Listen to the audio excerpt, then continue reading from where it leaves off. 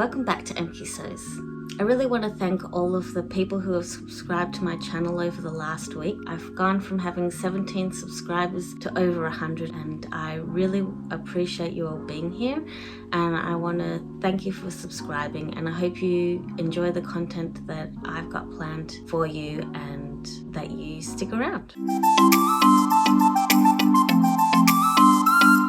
Today was going to be a video about everything I finished in March, but I've decided to give two of the items that I finished creating over the weekend their own video, so I hope you enjoy it.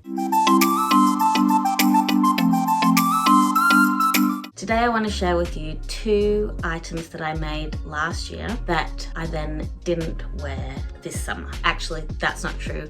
I wore one item once, so I'll let you know which one that was, but the other item I didn't wear at all. So I would really like to share these items with you, and after sharing these items with you, I want to show you how I chose to refashion them and make them into something new that hopefully I will wear to save them from being donated. The reason I wanted to refashion these items rather than donating them is because I actually really liked the fabric and I really liked aspects of each item, and I wanted to create something new that incorporated the thing that I really liked about each item so that I could enjoy the fabrics that I loved and the aspects of each item that I really liked the look of. Rather than talking so broadly, let's get into it and let me show you the first item that I decided to refashion.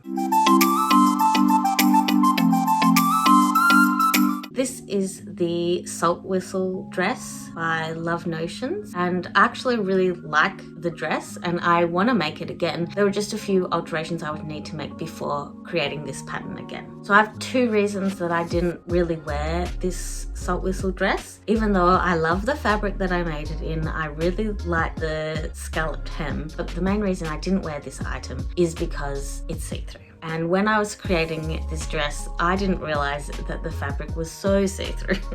I could wear a slip under it. However, I actually have never worn this item. And the reason for that is because the adjustments that I did on the pattern, and I believe that I did a full bust adjustment on this pattern because the full bust pattern pieces weren't quite enough of a full bust adjustment for me. But the issue I had with this dress is that the bodice over the bust was just a little bit too short, so every time I wore it, it pulled across the bust and I just felt like it was a little bit too tight and uncomfortable, and so I never actually wore this dress out of the house. I'd put it on in the house and I'd wear it around the house, but I always felt super uncomfortable and I'd end up changing. So that's why this dress needed to be refashioned into something that I would wear. The main aspect of this dress that I loved was the scalloped hem, and I spent a lot of time getting those scallops, you know, perfect. I hadn't done a scalloped hem before making this dress and I really loved how they looked, so I wanted to incorporate them into whatever item I decided to make. I decided to refashion the Salt Whistle dress into the Rise and Shine top by Pattern Emporium. I am really happy with how the scalloped hem came out on this top. So I used the hem of the old dress to create the hem of the top, and I'm really pleased with how this came together. I used bias binding on the neckline and on the armholes, and I had to piece the back, but I didn't actually have to piece the back because I used the center seam from the back skirt to create the back of the top. I'm actually really super happy with how that came out. I've already worn it once to go out to the shops with my kids, like literally the day after I finished it.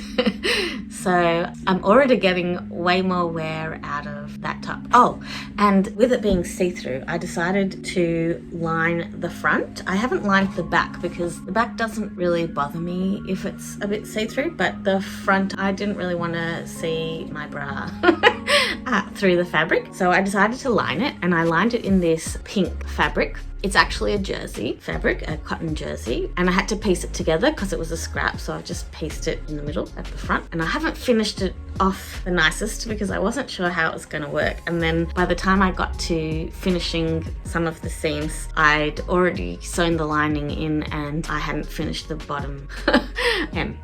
So, oh well.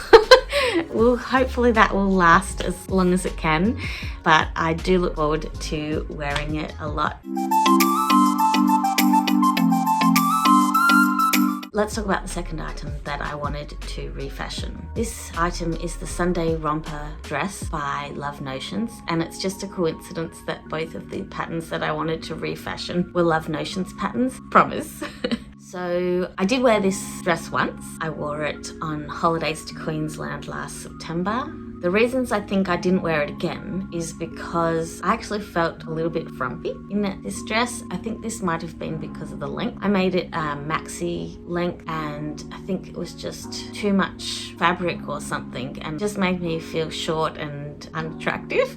So yeah, I think that's the main reason that I didn't wear it again. I really felt like the dress accentuated my tummy, and it was actually tight on that area, and it just made me feel generally quite uncomfortable. So I never wore it again. But I liked the fabric, so I wanted to recreate it into something new. And the part of this item that I wanted to keep was the neckline. I really liked this V-shaped neckline. It's a V at the front and a V at the back, and I just really liked how that neckline sat on me. So whatever I recreated, I really wanted that V neckline to stay. So I decided to make a Vera top. Now this was the second Vera top that I've made this month as part of the So Frugal challenge. I'm going to give you a sneak peek of this one, but I'll be saving the other one for revealing in my next video. I recreated it into a Vera top.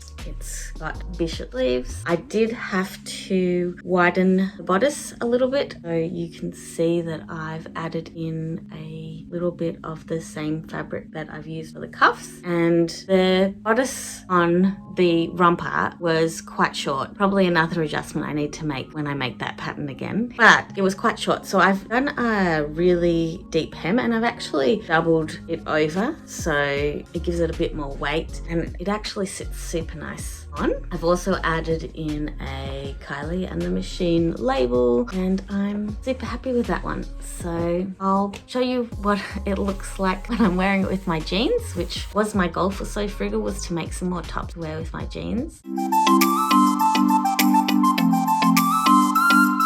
I just wanted to say that even though I didn't wear these items, and I really did like creating them, the Love Notions patterns were really great to work with, really easy to follow, and they were actually really easy to make as well. So I'm going to revisit both of these patterns, the Salt Whistle dress and the Sunday romper dress. I'm just going to make some more adjustments next time I make them. I don't know when that will be, but I did like both dresses. They just weren't wearable for me as they were in their current state. So they were destined to be donated, but I've now saved them, and now I have two wearable tops that I'm going to get a lot of use out of in the future, and I'm super happy with how they came out. Thank you so much for watching. I really hope you enjoyed this video. I'll be back next week with everything I finished in March and my sewing plans for April. If you like this video, please hit the like button, subscribe to my channel, and please leave a comment. I've really enjoyed chatting with those who already have left me a comment on past videos. So that's it from me. I hope you have a creative day, and I'll see you next time. Bye! No. Sorry. I also felt like... Sorry, that's a work truck outside. House down the road is getting built.